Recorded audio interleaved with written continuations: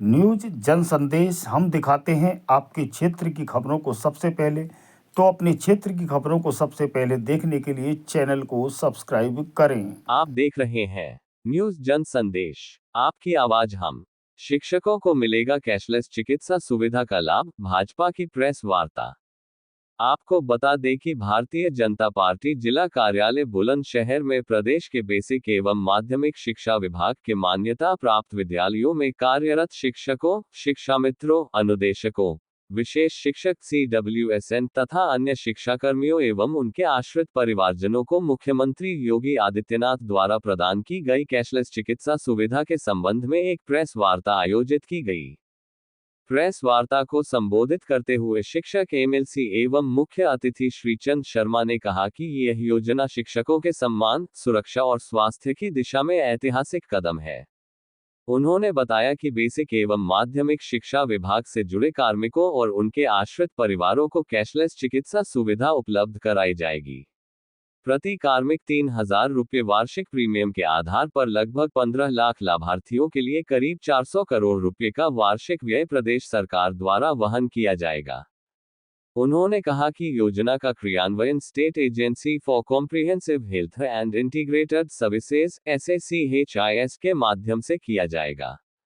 यह सुविधा राजकीय अस्पतालों तथा साचिस से संबद्ध निजी अस्पतालों में उपलब्ध होगी, जहां उपचार की दरें प्रधानमंत्री आयुष्मान भारत जन आरोग्य योजना और राष्ट्रीय स्वास्थ्य प्राधिकरण द्वारा निर्धारित दरों के अनुसार होंगी। इससे शिक्षक बिना आर्थिक चिंता के बेहतर चिकित्सा सुविधाओं का लाभ उठा सकेंगे। जिला अध्यक्ष विकास चौहान ने कहा कि भाजपा सरकार हर वर्ग के कल्याण के लिए प्रतिबद्ध है और शिक्षक राष्ट्र निर्माण की रीढ़ है। उनके स्वास्थ्य की सुरक्षा सरकार की प्राथमिकता है।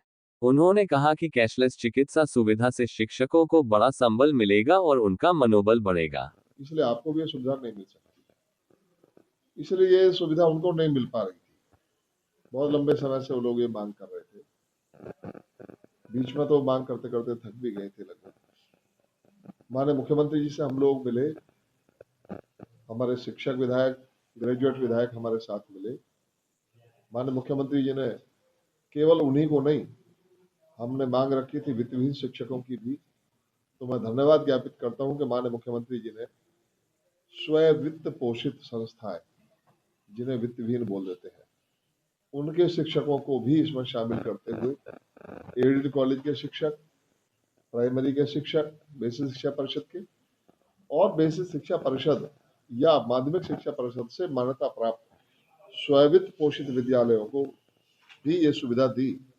और उसके साथ ही जो आंगनवाड़ी कार्यकर्ता हैं, उनको जो भी अनुबंध पर कार्य कर रहे हैं, जो हमारे रसोइये हैं, शिक्षा मित्र हैं, अनुदेशक हैं, उन सब को ये सुविधा दी। और ये केवल उनको व्यक्तिगत सुविधा नहीं है, ये आयुष्मान कार्ड की भांति उनको खुद को और उनके परिवार के जो उन पर आश्रित उनके परिजन है, माता पिता, बच्चे, उन सबको भी इस योजना के अंतर्गत दिया गया है और उनको भी इसका लाभ मिलेगा। इसमें वही प्रावधान रहेंगे जो आयुष्मान कार्ड योजना के प्रावधान है और उसके अंतर्गत वो 5 लाख रुपए सालाना तक का अपना इलाज मुफ्त में करा सकेंगे। ये सुविधा माननीय योगी जी ने दी है और आप लोगों को इसकी जानकारी है। उन्होंने घोषणा की थी 5 सितंबर को जो शिक्षक सम्मान दिवस होता है, उस दिन घोषणा की थी और अब उसको कैबिनेट में पास कराकर उसका राजआज्ञा भी जारी कर दी है। वो आप लोगों को प्राप्त हो गई होगी, प्राप्त हो जाएगी, विभागों को भेज दिया गया। तो ये सुविधा की जानकारी आप सबके माध्यम से नीचे तक जाए। अभी कुछ ही दिन बाद BSA और DIS दोनों मिलकर स्ववित्त पोषित संस्थाओं के शिक्षकों का सत्यापन करेंगे, उनकी लिस्ट लेंगे। उसमें प्रावधान बनाया गया कि हर साल उसका सत्यापन होगा, क्योंकि इस बीच हो सकता है कोई शिक्षक जॉब छोड़ दे, तो उसके बाद उसका वास्तविक पात्र जो व्यक्ति है उसका नाम आ जाए, तो इसलिए हर साल इसकी समीक्षा भी होगी और उनके नाम उसमें जुड़ते रहेंगे। ये योजना मैंने आपको बताई। आज मुख्य उद्देश्य यही था कि आपको जानकारी दी जाए। इसके अलावा कुछ अन्य सुविधाएं भी हमारी केंद्र सरकार और प्रदेश सरकार दोनों ने मिलकर दी है। पहले जो हमारे प्राइमरी के अपने ये जो माध्यमिक के विद्यालय है या प्राइमरी के विद्यालय जो उत्तर प्रदेश में संचालित है, उनकी मान्यता लेनी होती थी, तो मान्यता लेने के लिए जमीन का बैनामा विद्यालय के नाम करना अनिवार्य था। योगी जी ने उसकी अनिवार्यता समाप्त कर दी और उसमें अब ये कर दिया कि अब लीज डीड पर ली गई जमीन पर भी मान्यता दी जा सकेगी। और दूसरा ये प्रावधान कर दिया कि पहले प्रशासन योजना बनती थी, तो वो प्रशासन योजना के लिए माननीय योगी जी ने कहा भाई जब हम कुछ धन देते हैं इन संस्थाओं को, तो इनकी प्रशासन योजना हमारे द्वारा क्यों स्वीकृत हो। तो सरकारी प्रशासन योजना समाप्त कर दी और व्यवस्था बना दी कि अब विद्यालय अपनी योजना अनुसार ही चलेंगे। जो उनकी अपनी योजना विद्यालय की कमेटी बनाएगी उसके अनुसार विद्यालय चलेंगे, प्रशासन योजना उनकी समाप्त कर दी गई। तो ये एक बड़ा कदम उन्होंने किया है। दूसरे सीबीएसई में हमारे कुछ विद्यालय जो सीबीएसई में जाना चाहते होते थे, तो उनको एक कठिनाई होती थी कि उन्हें एनओसी लेने में बहुत तकलीफों का सामना करना पड़ता था। तो हमने ये विषय माननीय धर्मेंद्र प्रधान जी के सामने रखा था और एक और मुद्दा भी रखा था, उससे भी बताऊंगा। तो उन्होंने ये प्रावधान कर दिया कि अब सीबीएसई की मान्यता के लिए पोर्टल पर आप सीधे अप्लाई कर सकते हैं, एनओसी आपको पहले नहीं चाहिए। सीबीएसई स्वतः ही एनओसी मांगेगी स्टेट से, स्टेट 1 महीने के अंदर एनओसी दे दे तो ठीक, नहीं दे दी तो 15 दिन का नोटिस फिर दिया जाएगा, और 1.5 महीने में भी नोटिस नहीं आता है तो फिर स्वतः एनओसी मानकर विद्यालय को मान्यता दे दी जाएगी। ये प्रावधान उसमें कर दिया।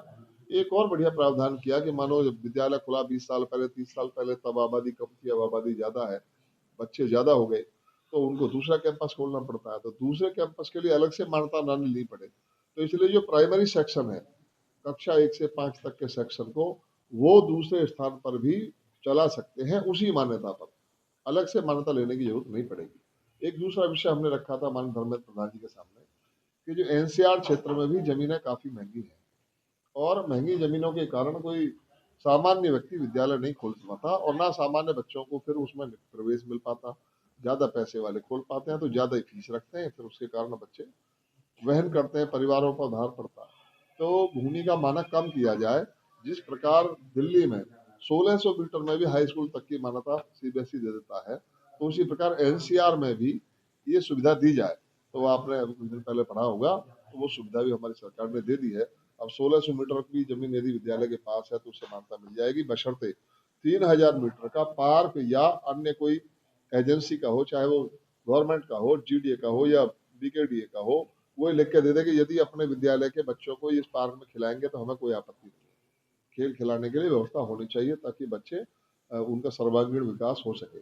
तो ये सुविधाएं करते हुए और अन्य भी मानक ढीले करते हुए ये किए गए हैं, जिससे हमारे विद्यालयों को भी, शिक्षकों को भी, छात्रों को भी, समाज को लाभ मिले। ये कुछ जानकारी मुझे आपको देनी थी। अभी कोई और प्रश्न आपके मन में हो तो पूछे।